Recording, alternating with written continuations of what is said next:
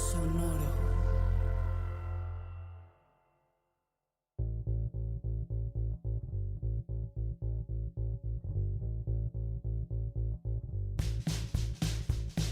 Adiós a Godard. El 13 de septiembre de 2022, Jean-Luc Godard, uno de los cineastas más extraordinarios en la historia presente y futura de la humanidad, falleció por muerte asistida en Rollet, Suiza. A partir de ese momento, miles de homenajes a su obra se pusieron en marcha alrededor del mundo. ¿Por qué? ¿Quién fue Godard? ¿Es en realidad tan grande su legado al cine? Sí, eso y más. Sin la obra de Jean-Luc Godard, el cine tal cual lo disfrutamos ahora simple y sencillamente no sería posible. Y eso incluye tanto al cine más comercial como al más autoral de todos. ¿Cómo lo logró? ¿Por qué? En este podcast homenaje a Jean-Luc Godard, queremos revisar la importancia de sus películas y responder a todas estas preguntas. Por eso, invitamos a Norma Loesa, socióloga, maestra en estudios latinoamericanos y colaboradora en proyectos Correcámara y Artes 9, ambas publicaciones electrónicas de análisis cinematográfico. Nuestro otro invitado es Alejandro Otaola, exintegrante de bandas como Santa Sabina, San Pascualito Rey, músico solista y compositor para cine. Ambos, sobra decirlo, son admiradores de Godard. De eso trata este episodio. Yo soy Eric Estrada. Esto es Cine Garage. Aquí cabe todo el cine.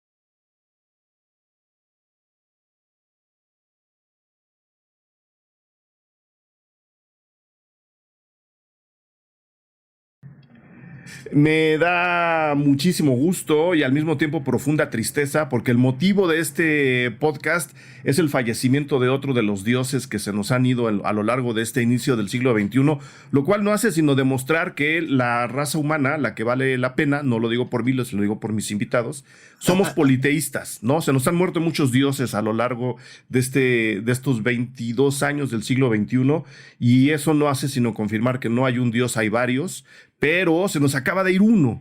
Jean-Luc Godard falleció hoy estamos grabando un 14 de septiembre de manera emergente, justo para cubrir la muerte del maestro. Él murió el 12-13, ¿no? En esa noche extraña del cruce entre los horarios de Europa y Norteamérica. Y pues bueno, la noticia llegó como bomba. A mí de manera personal me entristeció bastante, pero me alegró mucho que uno de los primeros mensajes de esa mañana llegaba de parte de Alex Otaola, a quien le doy la bienvenida. Antes que a ti, Norma, ahorita te doy. Bueno, Norma Loesa sí. También, cuando la invité, dijo, yo le entro, a mí Godard me gusta. Entonces, Norma, bienvenida a los micrófonos Cine Garage. No, al contrario, es un sueño cumplido estar en Cine Garage. Yo, de verdad, muchas gracias. No, pues ya dile a tu patrón que te suelte. Lo que pasa es que luego él no quiere compartir los invitados. No es cierto. Yo invité a Norma porque ahí en el cruce de tweets celebratorios de la obra de Godard, entristecidos por su muerte, ella apareció. Dije, tenemos que invitar a Norma, pero regreso a la anécdota. De los primeros mensajes que llegaron ese día, Alex Otaola, a quien ahora le doy la bienvenida, dijo, yo necesito hablar de Godard en Cine Garage. Yo soy el gran fan, y lo cual me alegra. Todos somos grandes fans y todos le sabemos algo al maestro. Entonces, Alex Otaola, mil gracias por haber levantado la mano.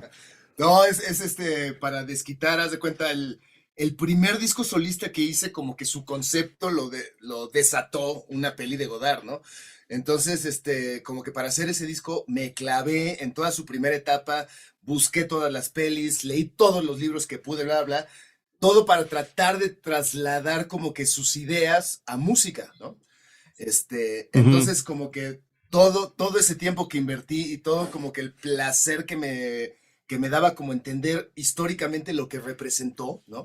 Porque yo siento que de alguna manera, no sé si coincides, Norma, es probable que para las nuevas generaciones sean cosas que ya no signifiquen, o sea, que no sea algo como tan radical, ¿no? Como en su momento lo fue, que, o sea, de alguna manera algunos entendemos que es como si nos tocara la muerte de Picasso o de Miles, por así decirlo, así, de ese tamaño, ¿no? Pero para las nuevas generaciones que ya están acostumbradas a que el lenguaje audiovisual fluye de una manera ya tan común o libre, ¿no? Quizás sea difícil dimensionar la importancia de Godard, ¿no? Ok, entonces Norma, ¿estás de acuerdo con Alex? Hay que, y creo que una finalidad de este episodio en particular es justo eso, redimensionar el trabajo, la herencia, el legado, el esfuerzo de alguien como Godard, Norma. Totalmente de acuerdo. Yo creo que aquí hay que decir que, bueno, cada actor finalmente es producto de su tiempo, ¿no? Digo, Godard es un caso, paradigmático en este sentido, ¿no? Le toca vivir esta transición, estos años 60, 70, ¿no? De mucha efervescencia política. Él era una persona que además de ser cineasta, además de ser artista, tenía una plataforma política con la que fue congruente toda su vida, eso cada vez es más raro. Y respecto a esto que dice Alejandro, o sea, las nuevas generaciones, ¿qué pensarán? Bueno, las nuevas generaciones no saben, y creo que hay que aprovechar la oportunidad de que lo sepan, de que muchas de las cosas que vemos ahora en las películas nacieron ahí. O sea, el lenguaje cinematográfico, tal y como lo conocemos de alguna u otra manera, inicia en una cámara que parece que piensa, ¿no? Es una cosa muy interesante la primera vez que ves las películas de Godard. Parecía que la cámara es la que piensa, la que decide cómo enfocar, a quién enfocar, en quién quedarse más tiempo, dónde moverse, ¿no? Es una cosa verdaderamente impresionante. Y a mí me parece que además, justamente cuando estamos hablando ahorita de esto y hablando de las generaciones presentes, bueno, pues también hay que decir que sucede, no solamente se muere Godard, sino que el cine de algún modo se está muriendo de un poquito a poco, cuando ya lo que tenemos son puros remakes, ¿no? Cuando ya lo que tenemos son refritos de las historias que ya conocemos. Y Godard apostaba a algo completamente diferente. Yo no sé si en algún momento pensó que al final de su vida íbamos a estar comentando esta necesidad de ser original en el cine, ¿no? Que para él era una bandera y es evidente en toda su obra. La originalidad lo marca desde el principio. Yo no voy a hacer lo que hacen todos, yo voy a hacer otras cosas y voy a contar otras historias y les voy a contar diferente. Y en este sentido, a mí me parece que no deja de ser irónico, una sonrisa diabólica del destino, que estemos despidiendo a Godard justamente en este momento que nos preguntamos dónde está lo original y la novedad en el cine, ¿no? Y a mí me gustaría empezar diciendo eso, porque cualquier homenaje que le hagamos a Godard tendría que partir de ahí, ¿no? De la idea de lo original. Y qué mejor que platicarlo además con otro artista como Alex. O sea, qué tan original era Godard. Más allá del momento. Yo creo, en muchos sentidos, sin restarle genio al señor Godard, yo creo que mucha de la revolución que él ayudó a impulsar y que en muchos momentos generó, hablando en especial de los inicios de la nueva ola francesa, no habría modernización del cine sin el grupo de amigos de Godard, con él a la cabeza, él parado en las mesas de los festivales gritándole a la gente. Pero creo también que tuvo mucha suerte de haber nacido en la época en la que nació, es decir, como los dioses, ¿no? Apareció en el momento adecuado, en el lugar indicado. No había otra manera de revolucionar al cine si no era en la Francia de los años 60, por mil razones. Y a él le tocó nacer justo en el momento para que a él le tocara eso. Tomando en cuenta esas circunstancias y tomando en cuenta la gran inteligencia que Godard además presumía, ¿no? Porque a mí me gusta mucho su arrogancia, me gusta que presuma lo que sabe y lo que domina. ¿Qué tan original era Godard, Alex Otaola? Pues es difícil, por ejemplo, para poderlo poner en un contexto en el que las nuevas generaciones como que lo entiendan, lo ideal siento es que pues cualquier persona con un caso así debería de buscar entender la obra cronológicamente, ¿no? De entrada, o sea, como que lo ideal es primero ver Sin Aliento, ¿no? Porque eso de alguna manera es como es accesible en términos de que pues a estas alturas es muy difícil que alguien vea esa película y que no sienta, sí, pues es una peli chida, ¿no? Como muchas otras pelis que he visto, ¿no? Se parece a esas pelis, ¿no?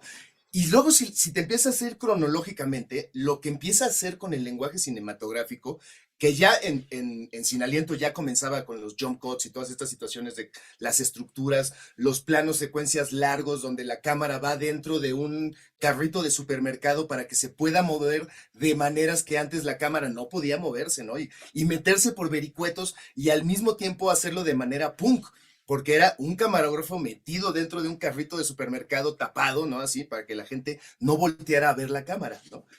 Y así empezó a hacer cine. Si te fijas, eso también un poco desató que eventualmente llegara Dogma, ¿no?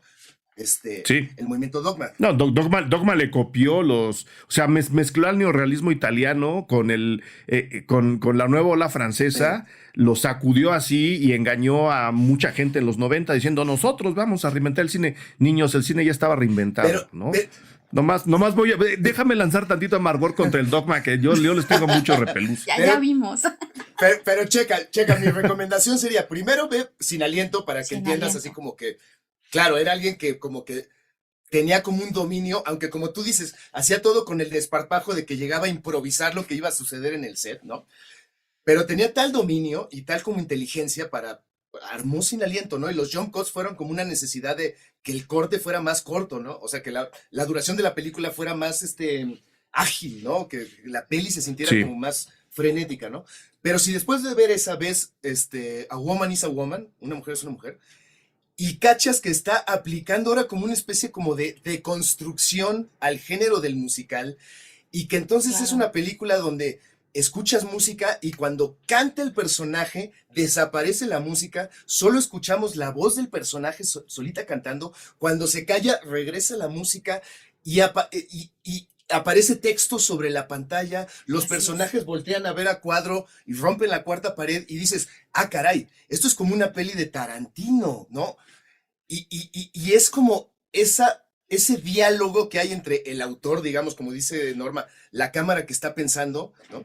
El diálogo del autor con el público, con el que está viendo la obra, que a partir de Godard se genera como un nuevo nivel de intercambio entre lo que está queriendo decirle el autor de una película, un director, con el que le está viendo, ¿no? Y los niveles de lo que se puede interpretar, ¿no? De lo que está pasando en la pantalla.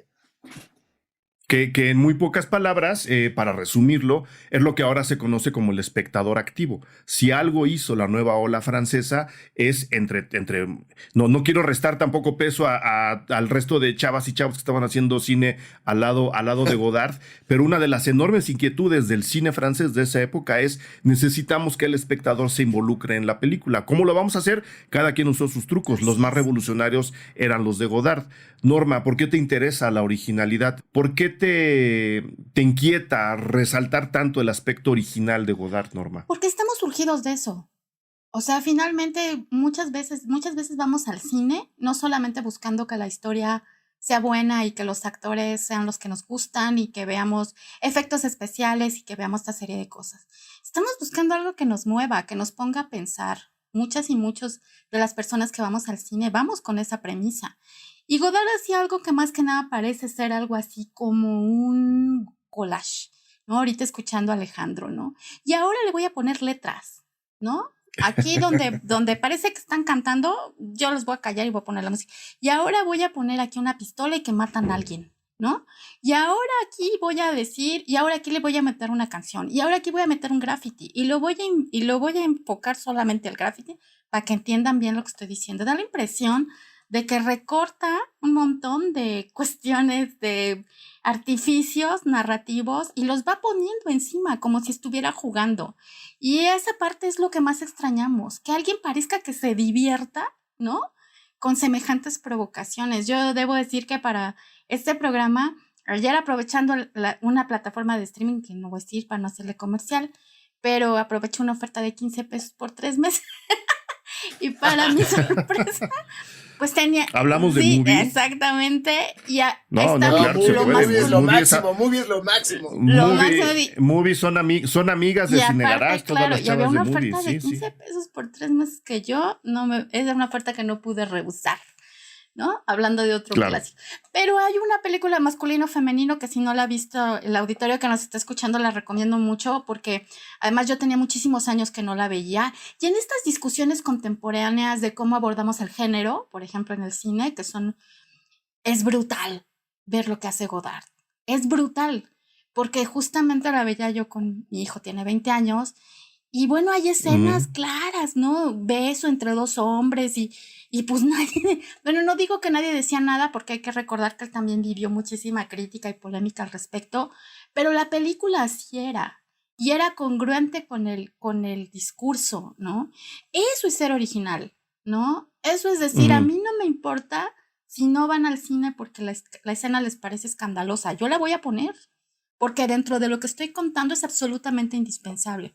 Y hay una reflexión sobre el género que bien nos haría falta tenerla ahora, con todo este replanteamiento que hay, ¿no? Que si el beso lésbico en Twilight, bueno, yo pensaba en eso, dije, bueno, este señor en el 65 ya tenía un montón de... Ya estaba jugando con las ideas y ya estaba metiéndolas y a través de esas ideas generando narrativa en sus películas. Nada más voy a dar un poquito de contexto para el público más joven de Cine Garage. No estamos hablando de un señor, ¿no? Porque además tampoco es que fuera muy, muy, muy viejo cuando hizo estas películas.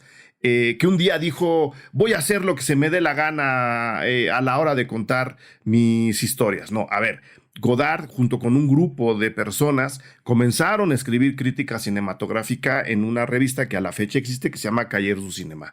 Ellos y ellas, a través de la crítica cinematográfica, estaban tratando de entender el cine que les estaba tocando ver en esos momentos. Estamos hablando en los años 50 en Francia, y todo el cine que habían visto antes durante su infancia. Que a esas alturas, ¿no? A unos poquitos años del rompimiento generacional del 68, se sentía ya completamente estancado. Era un cine que se hacía en los estudios, era un cine que respondía meramente a la taquilla, era un cine en donde el lenguaje cinematográfico estaba encapsulado y no se permitía crecer hacia los lados. Es decir, un thriller era un thriller y nada más, un musical era un musical y nada más, y un drama era un drama y nada más, ¿no? Porque había que encasillar todo para poderlo vender en la taquilla de la mejor manera. Esta gente, a través de la crítica, entiende que es necesario un cambio y se lanzan a hacer películas.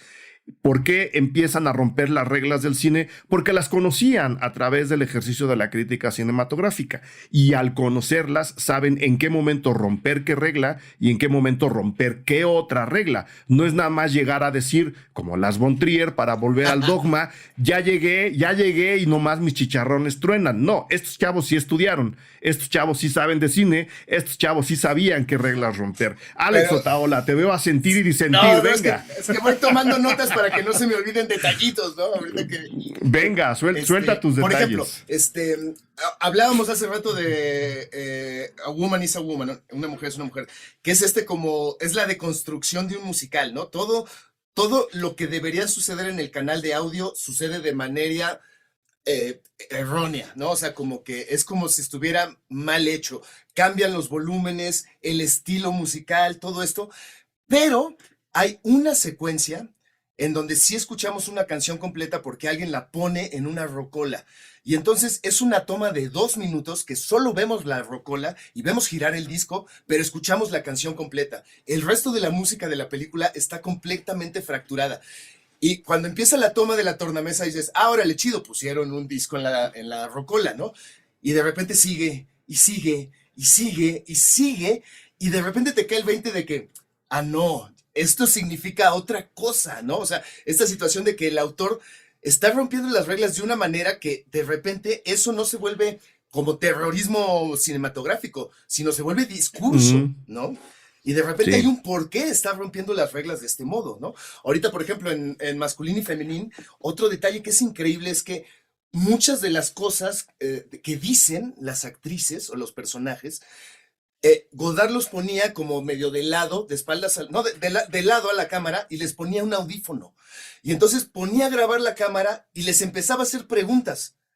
Y entonces ellos contestaban a cuadro. Y a partir de lo que iban contestando, eventualmente eso se volvían los diálogos de lo que decían sus personajes dentro de la película. Lo cual quiere decir que también se borraba un poco lo que era ficción y lo que era documental, porque estaba retratando a los chavos actores que tenía frente a él, ¿no? Y lo que era cine y lo que era vida al mismo Ajá. tiempo. Porque otra enorme característica, antes de darte la palabra, Norma Loesa, otra característica que a mí me gusta mucho, que me gustó mucho cuando la aprendí, ¿no? Y ahora que la veo en películas del cine de esa época, hay que darnos cuenta que fueron los primeros cineastas en el mundo, ¿no? Esa generación, y ahora sí hablo a nivel universal, que crecieron viendo cine toda su vida. Toda la gente que hizo cine antes no habían visto cine toda su vida. Se les topó, se encontraron con el cine cuando tenían 18, 17, 20 o más, ¿no? La generación de Godard entiende al cine de otra forma, entiende al cine como parte de nuestra vida. Como el parte... concepto de cineteca es francés, ¿no? Según yo. Sí. No, y Henri Langlois, que también andaba en esos menesteres, pues bueno, arma y empieza a restaurar películas, ¿no? Y él convierte a la crítica cinematográfica en un brazo, o hace más bien a través del cineclubismo, el brazo armado de la crítica cinematográfica, ¿no? El crítico también puede programar. Pero bueno, a lo que voy es, esa generación entiende al cine como parte integral de nuestra vida. En consecuencia, hacen experimentos como el que nos acaba de explicar Alex, ¿no? De meter a la vida en el cine y viceversa, que es algo que además Godard va transformando a lo largo de su carrera. No sé si vas a agregar algo, Norma.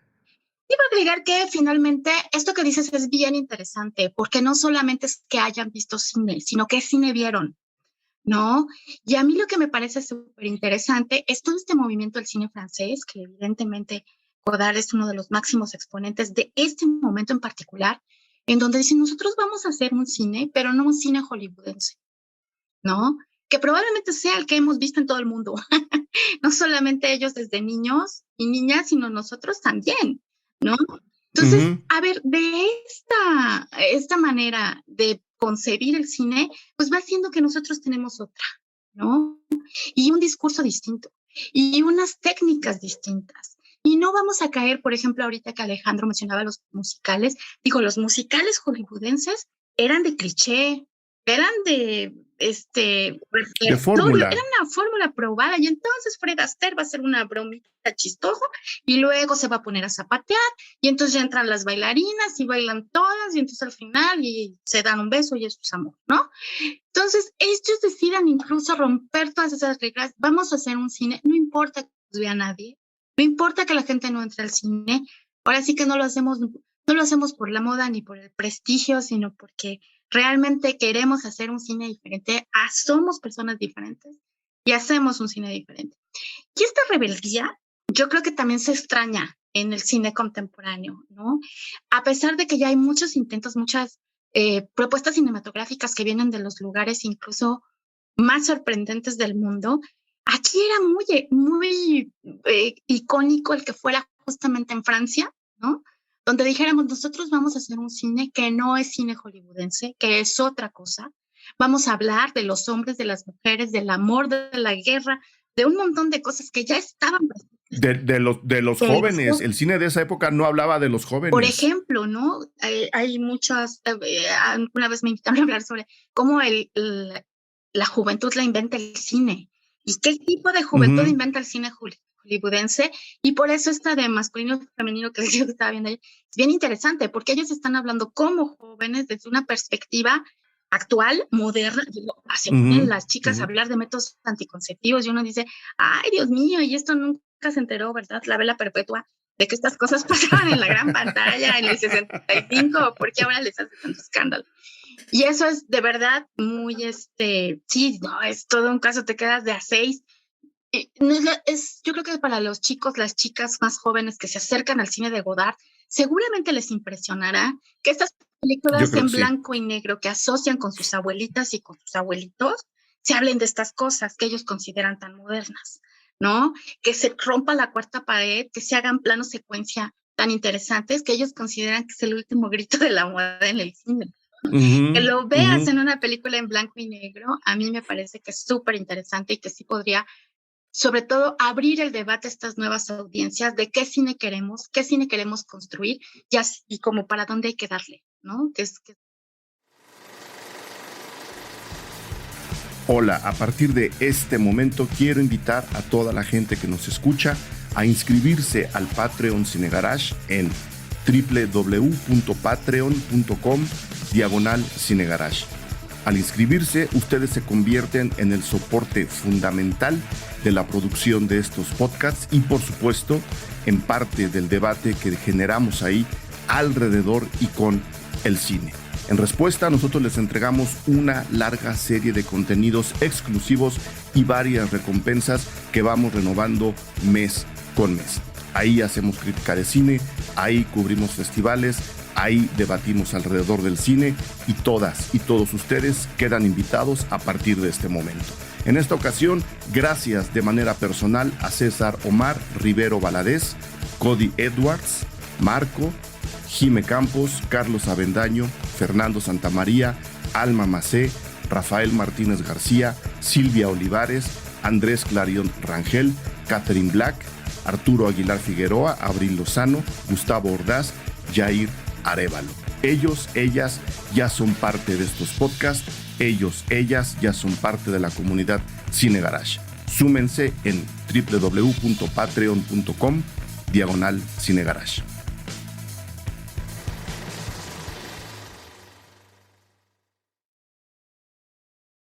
¿Y qué estamos diciendo a través del cine? Que yo creo que es también otra de las grandes herencias de Godard, porque si bien estamos ahora muy enamorados de la época juvenil, ¿no? De ese primer embate de la nueva ola francesa, toda esa gente crece, toda esa gente madura, y Godard, como una persona privilegiada a nivel intelectual, madura quizá de manera más radical, lo cual siempre le voy a aplaudir que el resto de los demás.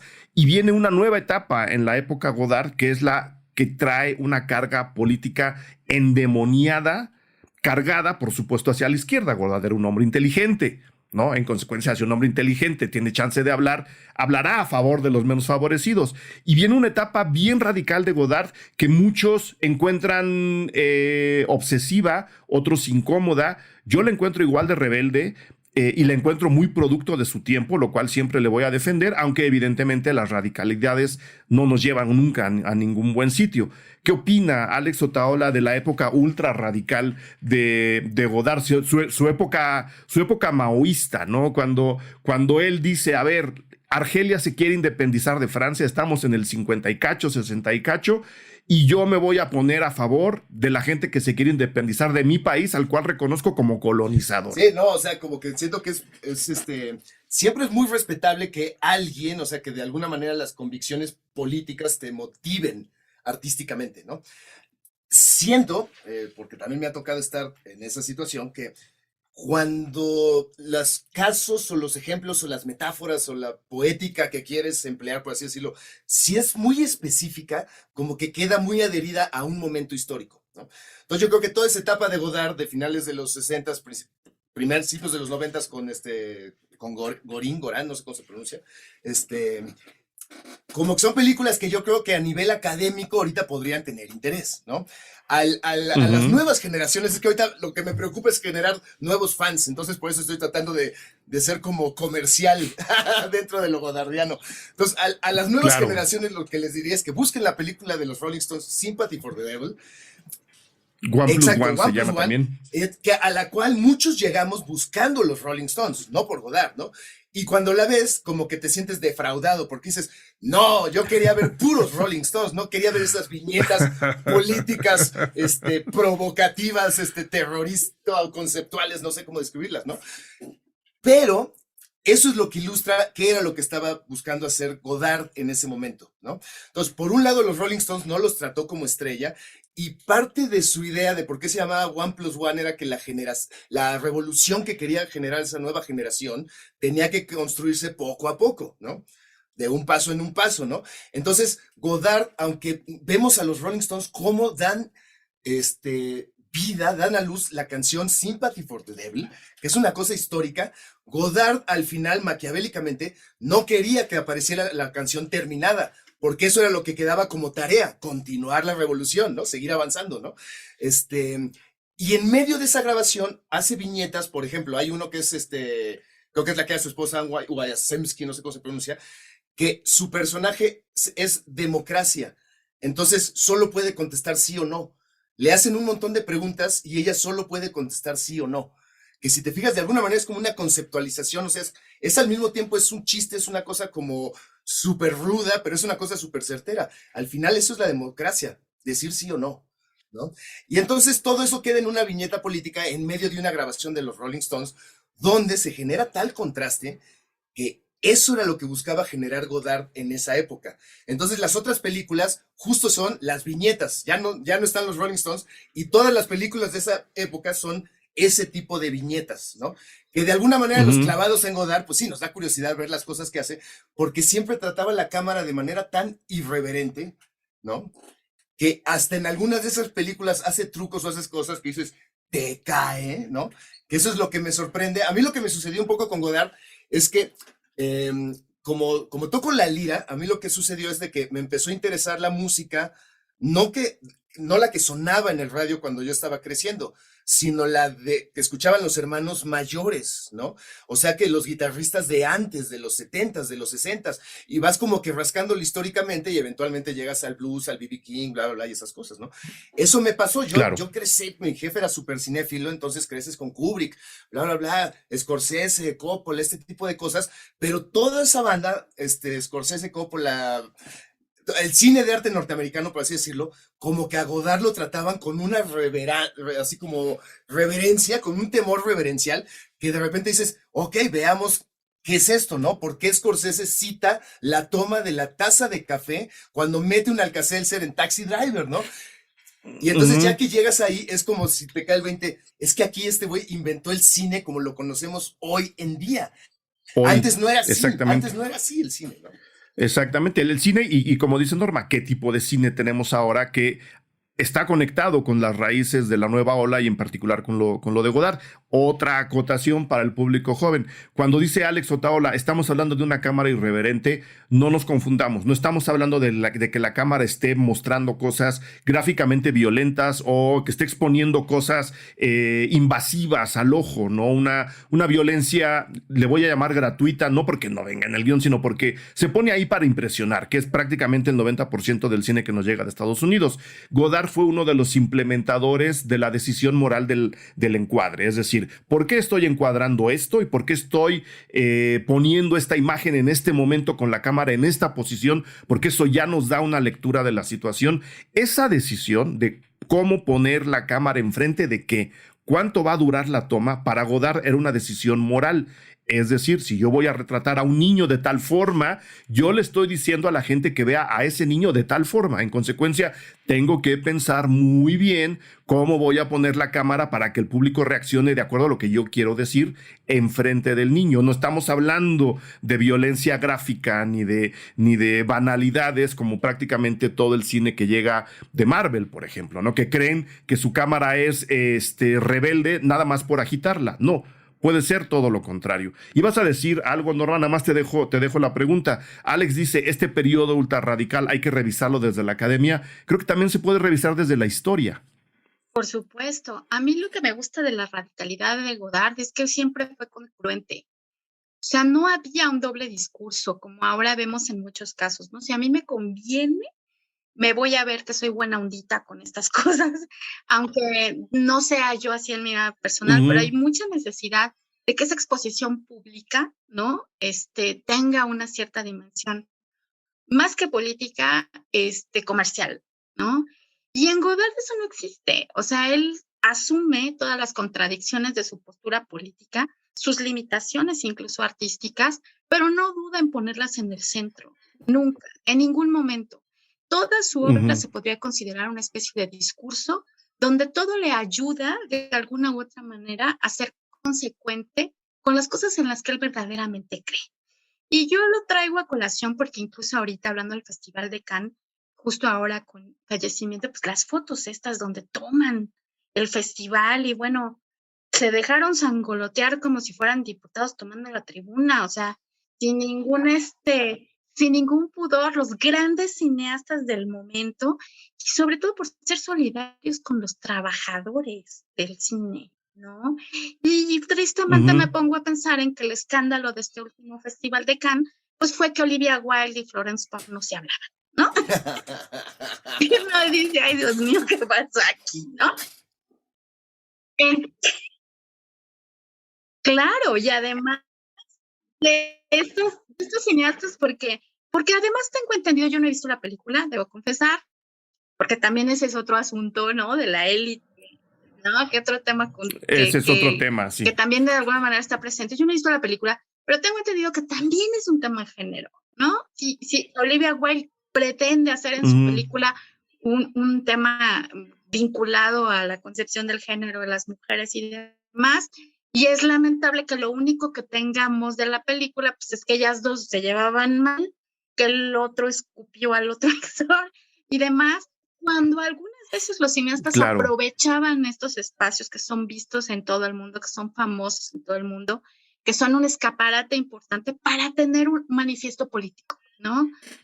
Y que le valió, por supuesto, muchísimas críticas, pero se hablaba de eso, del cine como una herramienta, como un arma política, y de los mensajes, y él sabía que eso iba a tener consecuencias y no le importaba, estamos muy lejos de la funeada y de la cancelación, pero él sabía que finalmente no iba a tener consecuencias en la manera en que vieran su obra, y no le importaba porque estaba muy convencido del mensaje que quería dar. Y esa posibilidad de creación, ese decir, a mí no me importa, yo voy a decir lo que yo quiero, también me parece que sería bueno recuperarla, ¿no? Sí, hay mucho temor en los discursos alrededor del cine, incluso de la gente que hace cine, exactamente, ¿no? Que ahí también tenemos un buen ejemplo de que él era un cineasta multidimensional, ¿no? O sea, si hacía crítica, también hacía crítica con convicción, con compromiso, con técnica, con método. Mucho que aprenderle, ¿no?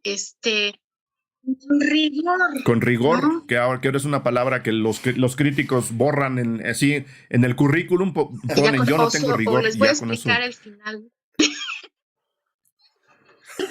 Sí, les voy a explicar el final de Una mujer es una mujer, ¿no? Imagínate lo que diría creo que por eso no se acercaba al internet, ¿no? Imagínate que le digan, te voy a explicar el final de Alphaville, ¿no? Es como de, pues a ver, porque si algo hacía Godard, y voy a volver a contextualizar, estoy pensando mucho en la gente joven que envidiablemente nunca han visto una película de Godard, lo digo porque acercarse a él por primera vez es una experiencia explosiva. Cuando dice Norma que ahí está la carga política y ahí están las consecuencias de tu discurso asumidas con todo y sus contradicciones, tampoco piensen, excepto quizá en este periodo ultramaoísta de Godard, en Las Chinoises, por ejemplo, Los Carabineros, que es una película súper violenta, ahí sí había una radicalidad incluso visual, ¿no?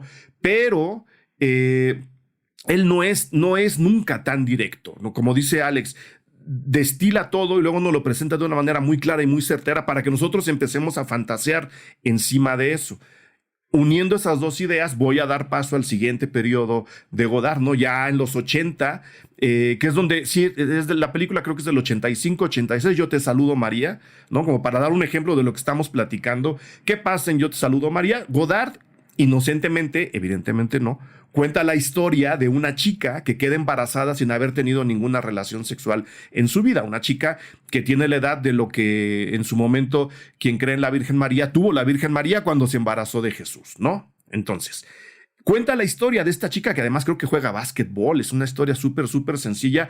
¿Quién se ofende primero? El Vaticano, ¿no? Y Juan Pablo II manda decir, esta es una aberración, esto no debería de verse, esto es una falta de respeto total. ¿Qué hace Godard? Pone la declaración del Papa en la promoción del tráiler de su propia película. El Papa dice que esta película es inmoral y que nadie debería de verla. Yo la hice. Ese es el tipo de radicalidad de Godard. Que creo que va mucho con tu propia idea, Alex, de lo que mencionábamos a la hora de ver cómo grabábamos este episodio. Godard fue un punk antes de los punks.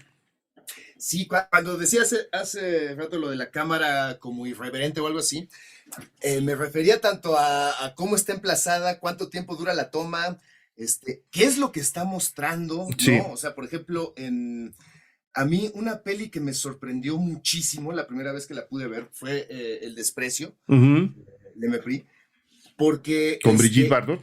ajá. Una película en Cinemascope, para que tampoco pensemos que él está haciendo cine, no,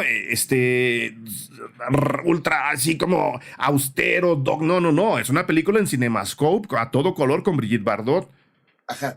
Pero entonces, pues obvio, o sea, conseguí la edición de Criterio, pues ya te la revientas una vez, lees todo lo que hay, audio comentarios, dices, te cae, la vuelves a ver otra vez, dices, te cae, ves en el disco 2 que viene una conversación de él con Fritz Lang, que dura 1 hora y ya lo vuelves a ver y dices, qué cabrón, vuelves a ver, así le me dices, no puede ser, ¿no? Porque es como si fuera una peli que se tratara de 4 cosas al mismo tiempo, ¿no?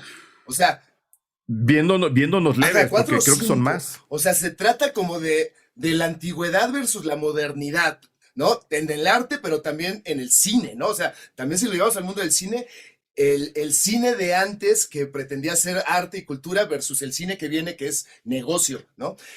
Habla sobre la incomunicación, porque hay un personaje que habla en italiano, uno que habla en francés, uno que habla en alemán, que es Fritz Lang, uno que habla en inglés, y hay alguien que queda en el centro que es el traductor, que siempre traduce mal, y no mal por malo, por evil, ¿no? Sino porque en la traducción de un idioma a otro, algo se pierde, ¿no? Entonces, de eso también se trata la peli, ¿no? Al mismo tiempo, se trata como de una ruptura de una relación amorosa, pero como también habla como de esta situación como de lo clásico, está dividida claramente en 3 actos, 3 grandes actos, ¿no?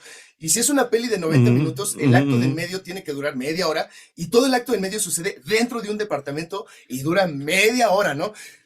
Entonces, a eso me refiero con, es irreverente, o sea, por el planteamiento, ¿no? Del discurso y de cómo lo está planteando, pero al mismo tiempo hay una especie de que está malabareando tantas cosas y de una manera tan cabrona que de verdad, o sea, yo es una peli que no doy crédito, o sea, siempre que la veo encuentro algo nuevo, la música es de las cosas más increíbles que hay, por eso Scorsese la puso también en Casino, o sea, es una cosa, y además luego te enteras de que los productores italianos, ¿no? Están metiendo tanta lana que decían, ¿cómo es que no vemos a Brigitte Bardot desnuda, ¿no? Estamos pagando una lana, entonces la necesitamos ver desnuda. Y Godard, como se tiene que, está atado de la mano, y la peli también se trata de eso, de la relación del creativo con el que pone la lana, ¿no?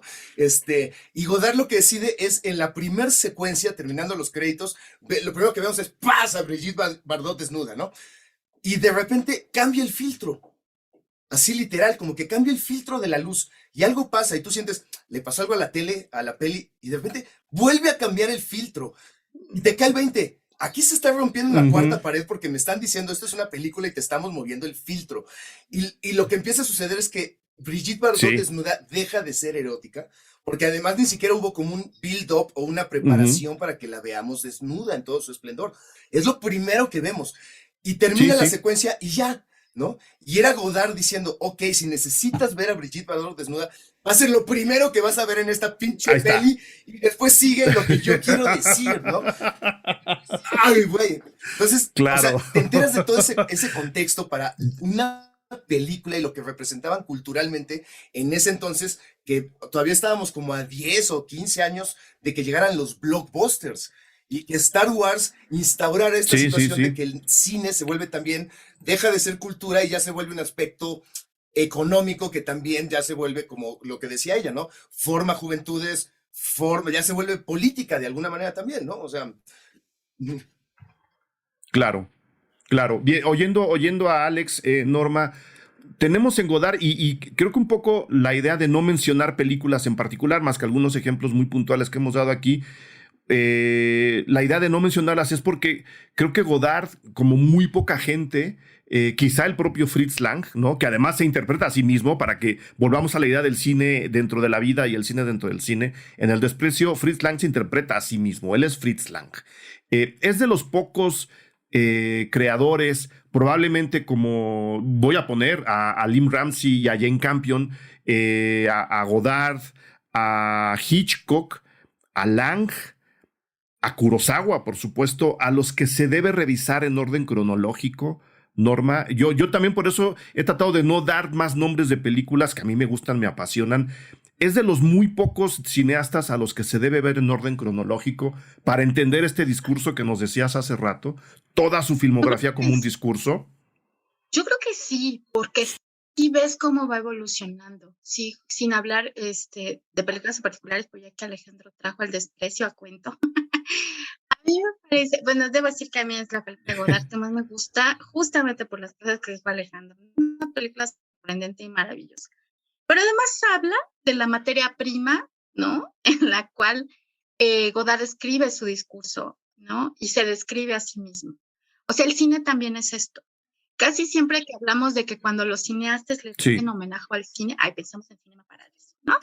Que esta es la carta de amor al cine, que además es el cliente. Otra con la que no puedo, no me hagan hablar. ¿No? Cuando pensamos que los cineastas le van a decir, le van a hacer un homenaje al cine mismo, pues pensamos en Cinema Paradiso, pensamos en el artista, ¿no? Y además, bueno.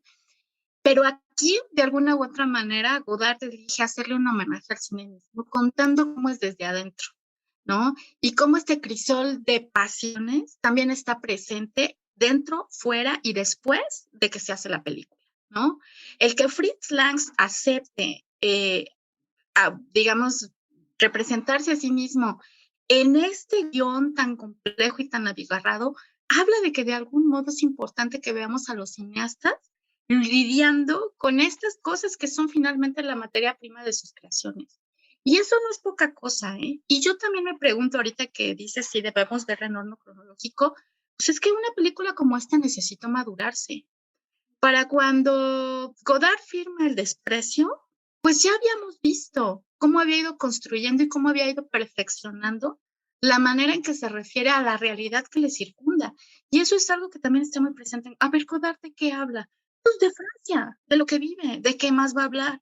No se avienta discursos grandilocuentes, ¿no? Sobre la universalidad de muchas de las cosas que dice, pero sí las baja a tierra. ¿Y de qué más puede hablar con esta maestría y con esta autoridad? De cómo se hacen las películas, ¿no? Y aparte, pues es lo que yo sé hacer. Porque es lo que él sabe hacer. Vamos a ver que yo a esto me dedico, ¿verdad? Y entonces le voy a contar una historia que además yo todavía todavía me causa muchísimo conflicto pensar que es una película romántica o de pareja, porque hay tanta cosa ahí metida que al final el asunto parece que no es la columna vertebral de la historia. Y de hecho así es, ¿no? En este sentido que les decía, yo es el momento de hacerlo como un collage. Yo le meto esto, yo le meto el otro, yo le vamos a hacerle así. Y al final voy a acabar haciendo un discurso completamente diferente porque lo que me interesa más que otra cosa es sacudir a los espectadores, ¿no? Y en ese sentido me queda clarísimo que una película como esta lo consigue, y me queda clarísimo que esta película se hace cuando se tiene que hacer. De ahí la importancia de virar la cronología. Cuando yo ya había construido este discurso donde yo ya era maestro en estas metáforas visuales, es cuando puedo hablar de cómo se hace el cine desde mi perspectiva. Y en este sentido sí me parece que esa es la ventaja, o puede ser el beneficio, de mirar la obra de Godard desde una perspectiva cronológica. Yo, bueno, estoy completamente de acuerdo en todo lo que han dicho, solo para reafirmar, si algo le admiro también a Godard es, y esto ya es a título muy, muy personal, el recordatorio que hace película a película, corto a corto, incluso en su pequeño documental. Hizo un documental muy chiquito para conseguir el dinero para hacer Sin Aliento, el cual pude ver además. Es un documental de la construcción de una presa, una cosa súper rara. Película a película, corto a corto, incluso en sus comerciales, porque también hizo comerciales de televisión, películas en 3D, digital, todo aquello, le entró a todo. Siempre nos recuerda que el amor no existe, y eso desde un corazón dark como el mío, uno encuentra cobijo y decir, no soy el único. Mira, este señor retratando tantas parejas, tantos amores, tantas relaciones, nos dice el amor no existe y agárrense, porque hay que hacer algo al respecto, que es una gran invitación que hace Godard siempre en sus películas. De nuevo me refiero al público más joven. Hagan algo al respecto de lo que yo estoy contando aquí. O sea, no salgan diciendo ya se acabó la película. Les pido que hagan algo con lo que yo les acabo de entregar. Y eso ocurre bien poco en el cine de ahora, Alex. Sí, fíjate, otra película que es como, siento yo, es como la contraparte El El desprecio. desprecio, de alguna manera, y que es increíble, es la de vivir su vida. No sé, como no sé francés, no quiero decir los títulos en francés porque Yo voy tampoco a sé francés. pochear durísimo, le poché, pero esa película, o sea, es como una anécdota, es una historia, ¿no? Que sigue a Ana Karina, es un personaje, que está contada y desde que empieza te lo dice en 12 capítulos o 12 fragmentos, 12 cosas. Y cada uno de ellos es una unidad, tanto en términos de lo que sucede y el estilo de cómo está presentado. Hay uno que creo que es cuando ella está trabajando en una tienda de discos, que comienza con ella, que la vemos en un extremo de la tienda, y entonces la seguimos, la cámara hace como un dolly al otro extremo de la tienda, la vemos hacer algunas cosas, regresa para acá, no sé qué, y entonces ese tipo de toma solo sucede en ese capítulo, porque en otro sucede un musical en el que baila alrededor de la mesa de billar, todo esto, en uno habla con un filósofo acerca del lenguaje y todas estas ondas, pero también había algo de que esta sensación de que como Godard llegaba sin guión a explicarle a los actores qué vamos a hacer este día, tú ves esa película y te da la sensación de que él llegó al set cada día a improvisarla en el orden que le estás viendo, así la fue filmando a medida que le iban cayendo los 20 de qué hacer, y a ver, pon la cámara aquí, hagamos esto, no sé qué, ok, hagamos esto, lo filmamos chido, nos vemos mañana, ¿no? Y que hay una especie como de vértigo, como cuando un jazzista está improvisando, que también es importantísimo en el cine de Godard, o sea, como esta sensación de que todo está sucediendo como en carne viva, ¿no? En efervescencia. Exacto, de que las cosas no están como no hay un storyboard y que no sé qué, y vamos a ensayar todo esto, sino que estás viendo las cosas como suceden en el instante que se le ocurren, ¿no? Así. Y te digo, y la técnica y lo que decidí hacer era como o sea, por eso es hablar como de Picasso o de Maradona. Es alguien que tiene como tal don, tal cosa que cualquier cosa que hace, hay tal gracia en ello y tal así como que no manches, o sea, todo, ¿no? Así. Ajá, que suponer que el güey se levantaba, llegaba al set, pensaba, ¿qué vamos a hacer hoy? ¿Cómo va a resolver esto? Ya sé, hagamos esto. Y eso se volvía un clásico del cine que influía en cineastas por todo el mundo, o sea, que generaba olas de influencia de las posibilidades que había en el medio del cine, ¿no? Que es como decir, o sea, sí es la sensación de que se fue Picasso, se fue Miles, se fue alguien que fue único y que sobre todo es importante, pasó por varias etapas y en cada una de ellas hizo algo excepcional que no había hecho nadie antes. Así. Antes, exactamente, y que luego mucha gente quiere hacer después. Norma, ¿cuál sería tu consideración alrededor del gran legado de Godard? ¿Cuál es la gran herencia que le deja, si es que se puede elegir solo una? O sea, no estamos dando nombres de películas porque en realidad pues, son más de 100, ¿no?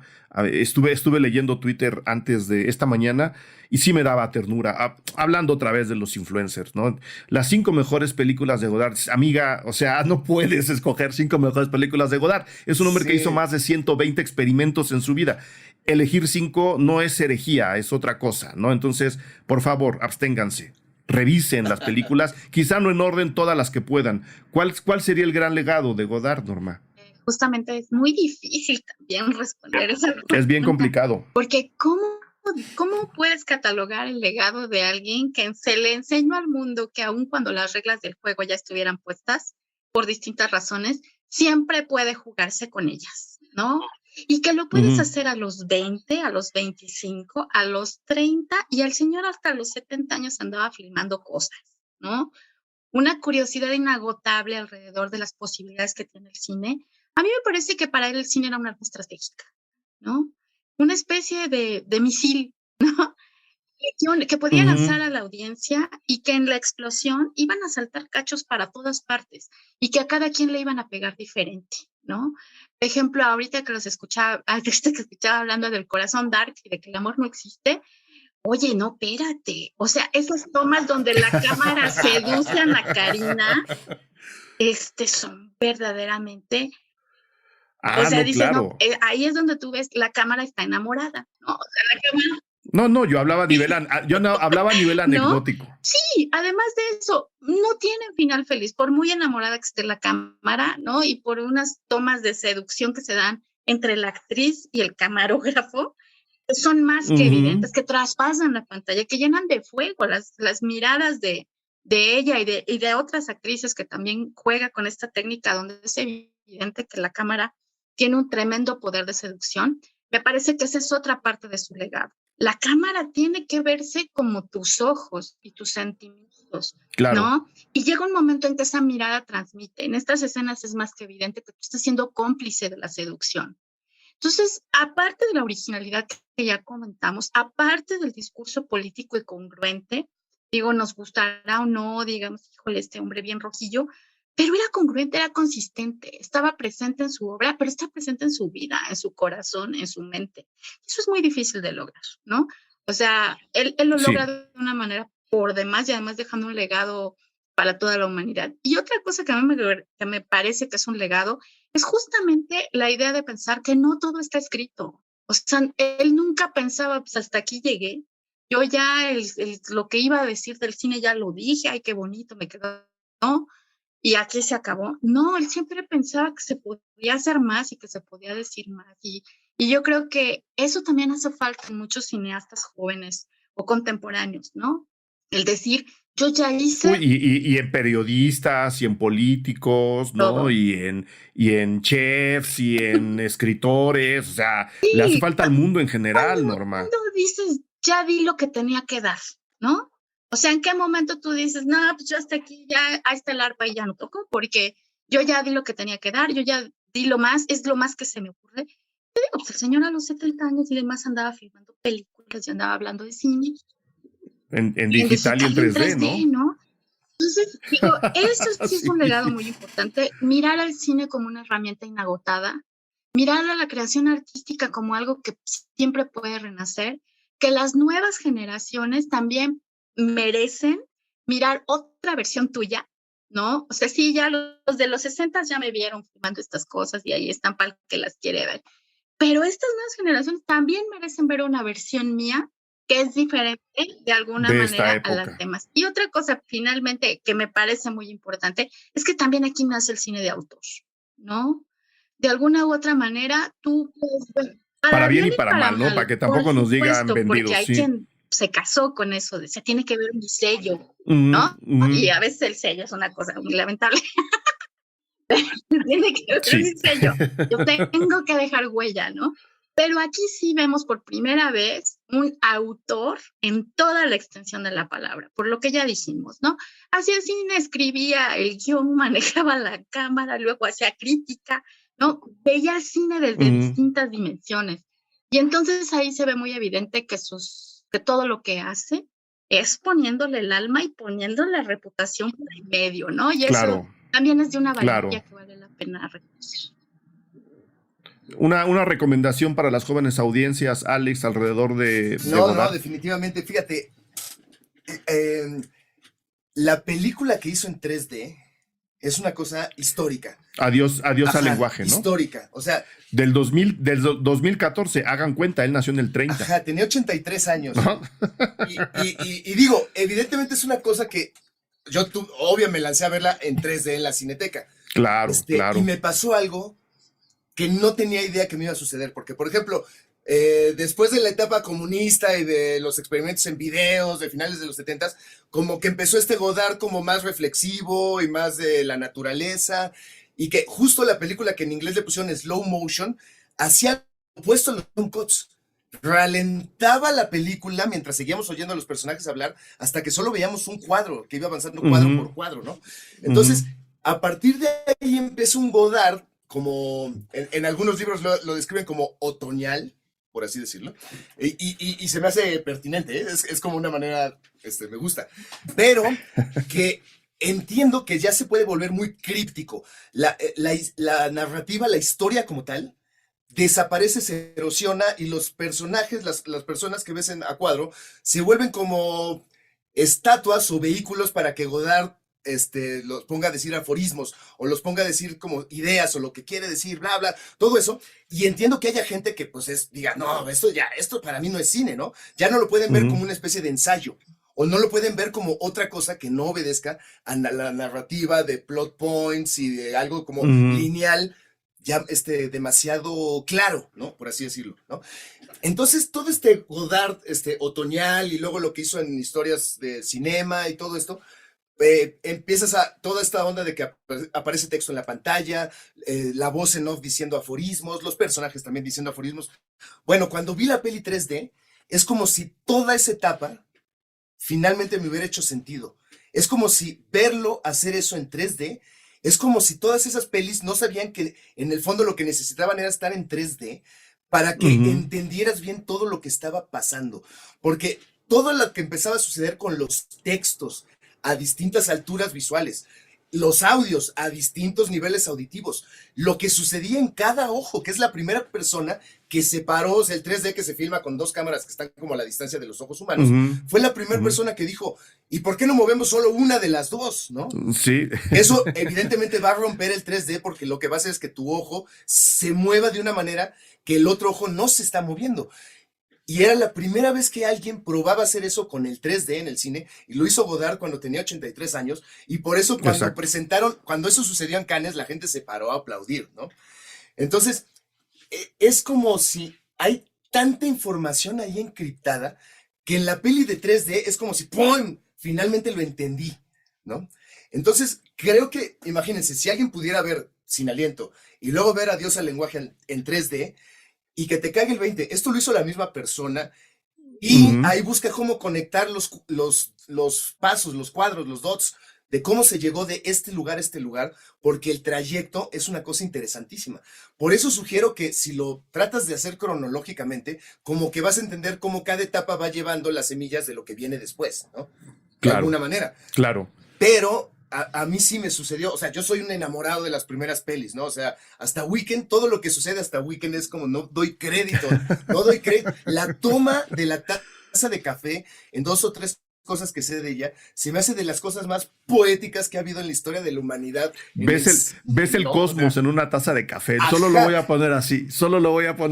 Y que cachas que casi ese día se le ocurrió en la mañana, ya sé, vamos a filmar la taza desde arriba, ¿no? Ajá. Dices, no puede. Con la espumita. Ajá, sí. Dices, no puede ser, ¿no? Entonces, mi recomendación sería eso. Busquen su primer peli. Si pueden ver la última en 3D, háganlo. O sea, eso es a todo mundo. Sí. Y luego intenten conectar cómo se llega de un lugar a otro. Exacto. Yo voy a presumir mi anécdota con Godard. Tuve la fortuna de, mientras buscaba yo hacer una maestría en la Filmoteca Española en Madrid, que dan muy buenos ciclos, me aventé ahí todo un Kurosawa, ordenaron en orden cronológico toda la obra de Godard. Y cuando digo obra, hablo de la obra, desde insisto, el corto que hizo para conseguir la lana para Sin Aliento, hasta comerciales, videoinstalaciones, todo en orden cronológico. Y pues evidentemente dije, ¿yo para qué voy a la escuela? Mi escuela está en el ciclo de Godard y los, 6 meses que duró, claro. ¿no? Ahí es donde estaba el asunto. Y pude ver, pues, lo que había hasta el año 2000, que es donde estaba yo, cuando estaba yo allá. Entonces, yo la verdad recomiendo el ejercicio que dice, que da ahora Alex. Norma, Alex, mil gracias por haber venido a los micrófonos Cine Garage a participar en este pequeñísimo homenaje a un hombre al que hay que estudiar, al que hay que sentir, al que no hay que entender, ¿no? Porque creo que las contradicciones ya mencionadas aquí hablan muy bien de su carácter tanto artístico y de su compromiso social, que es algo que yo también le admiro mucho. Entonces, no sé, Norma, ¿dónde te puede encontrar la gente, seguirte, leerte, escucharte? Bueno, pues me pueden encontrar en Correcámara, me pueden encontrar en Artes 9, tuiteo, @NorenaLoesa. Ahí me encuentro. Y tengo un lugar en Facebook donde voy subiendo mis reseñas que se llama El Palacio de la Memoria. Y pues ahí también me encuentran. Y quiero decir además que, híjole, qué gozada platicar con ustedes. Muchísimas gracias. Gracias a ti. Estoy emocionada porque además el tema nos da como para 5 horas más. Da para más. Ya rescataremos a Godard más adelante nosotros 3. Alex, ¿a ti dónde te encuentra la gente? Porque ahora estás en tu estudio encerrado trabajando. Sí, no, haz de cuenta, en Twitter es Alejandro O, y luego la O de Otaola. En todos los demás lados es Alex Otaola.